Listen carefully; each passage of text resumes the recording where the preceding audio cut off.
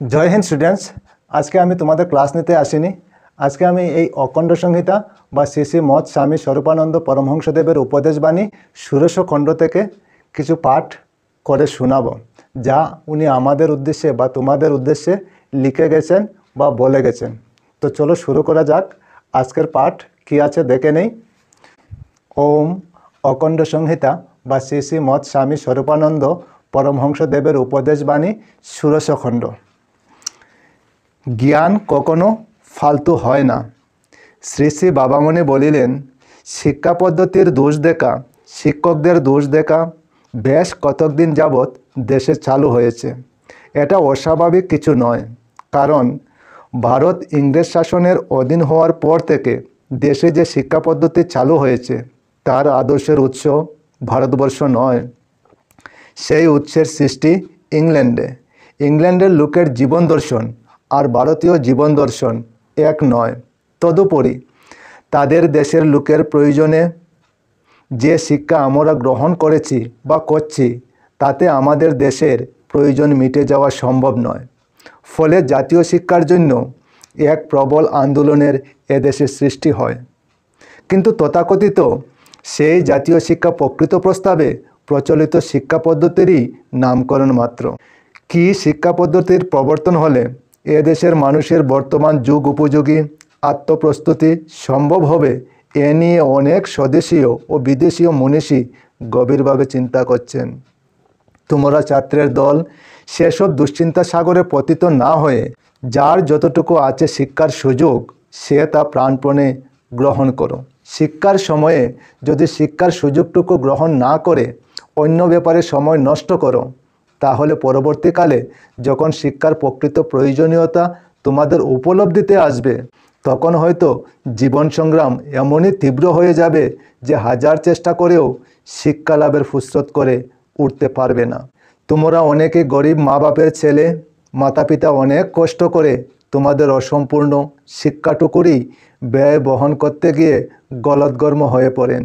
সুতরাং মনটাকে শিক্ষা লাভের চেষ্টার সঙ্গে সর্বদা যুক্ত রাখবে। জ্ঞান বস্তুটা অল্প হলেও অনেক কাজে আসে। ইংরেজিতে বলে নলেজ ইজ পাওয়ার, জ্ঞানই শক্তি।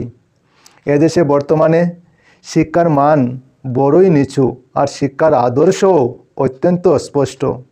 কিন্তু এই শিক্ষাটুকু নেবার যার সুযোগ আছে, সে নিজেকে শিক্ষা থেকে বঞ্চিত রাখবে কেন? জ্ঞান কখনো ফালতু হয় না। যেখানে যে টুকরা টুকরা জ্ঞানই আহরণ করো না কেন, জীবনের কোনো না কোনো মুহূর্তে তার যে কোনো একটা টুকরা তোমার মস্ত বড় কাজে এসে যেতে পারে। জ্ঞান সঞ্চয়কে পুণ্য সঞ্চয়ের মতো মনে করবে। ক্ষুদ্র ক্ষুদ্র পুণ্য কাজ যে জীবন ভরে করে যায়, তার জীবন পরিণামে এক অখণ্ড পুণ্যের বিপুল আধারের মতন হয়। জ্ঞান সঞ্চয়কে কৃপণের ধন সঞ্চয়ের মতন মনে করবে। এক পয়সা দু পয়সা করে প্রত্যহ সঞ্চয় করতে করতে হঠাৎ সঞ্চয়ী গৃহস্থ দেখতে পায় যে তার 100 টাকা জমে গেছে।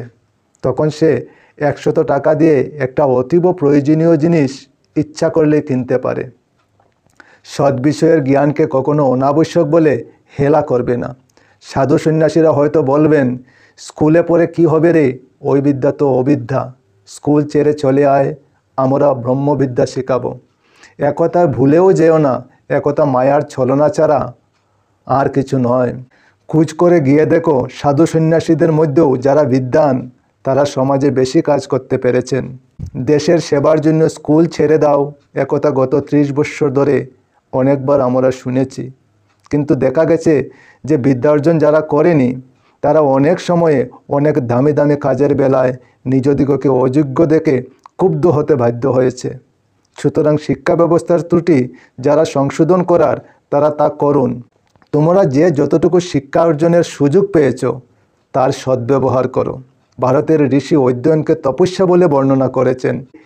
এটা শুধু কবির কণ্ঠকাকুলি নয়, এটা অতি সত্য কথা। অধ্যয়নকে তোমরা তপস্যা জ্ঞান করো।